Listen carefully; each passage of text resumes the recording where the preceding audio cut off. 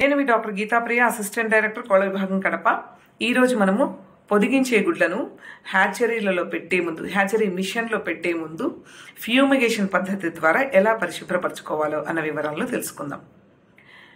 Fumigation ఎందుకు చేయాలి అంటే, ఈ పద్ధతి ద్వారా మనం పరిశుభ్రం చేయడం వల్ల గుడ్డు పెంకు మీద ఉన్న ప్రమాదకరమైన క్రిములు, సాల్మోనెల్లా లాంటి బ్యాక్టీరియాలను మనము నాశనం చేయవచ్చు.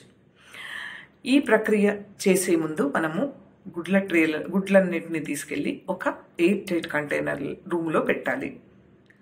అది ఎలా అరేంజ్ చేయాలంటే, ఫ్యూమిగేషన్ గ్యాస్ ప్రతి గుడ్డును చేరేలా మనం గుడ్లను అమర్చి ఉంచాలి.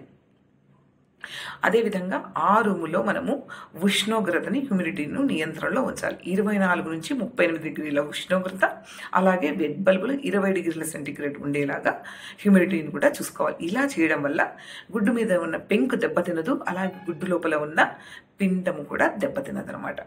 ఈ కార్యక్రమాలన్నీ మనం సరి చూసుకున్న తర్వాతనే ఫ్యూమిగేషన్ గ్యాస్ని గుడ్ల మీదకి వదలాలి. ఈ ఫార్మలిన్ని, ఈ హైడ్రోజన్ పెరాక్సైడ్ని 3:2 నిష్పత్తిలో కలుపుతారు. ఈ కలిపే వ్యక్తులు కూడా లోపల వారిని వారు రక్షించుకునేలా పద్ధతులను పాటించాల్సి ఉంటుంది. ఈ ఫ్యూమిగేషన్ గ్యాస్ని రూమ్లో ఎంతసేపు వదలాలంటే 20 నిమిషాల పాటు వదిలితే శుభ్రపరిచే ప్రక్రియ పూర్తవుతుంది. అలా పూర్తయిన తర్వాత మనం రూముకున్న తలుపులన్నింటినీ తెరిచి ఉంచి, వీలైతే ఎగ్జాస్ట్ ఫ్యాన్ ఉంటే అది కూడా ఆన్ చేసి మొత్తం అందులో ఉన్న గాలంతా బయటికి పోయేలా చూడాలి.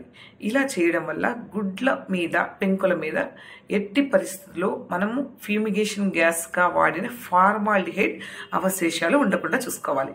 ఇలా పరిశుభ్రపరిచిన గుడ్లను హ్యాచరీలో ఉంచి హ్యాచ్ చేస్తే మనకు హ్యాచింగ్ పర్సంటేజ్ అంటే పొదగబడే శాతం ఎక్కువగా ఉంటుంది. అలాగే ఆరోగ్యకరమైన, హుషారైన కోడి పిల్లలు వస్తాయి. అలాగే ఈ పిల్లల్లో మరణాల శాతం కూడా తక్కువగా ఉంటుంది. కాబట్టి ఖచ్చితంగా ఫ్యూమిగేషన్ ప్రక్రియని మీ గుడ్లను బ్రతకడానికి ముందు ఉపయోగించి పరిశుభ్రపరచాలని విజ్ఞప్తి చేస్తున్నాను. మరిన్ని వివరాలకు ఏపీ స్టేట్ హ్యాచరీని సంప్రదించండి.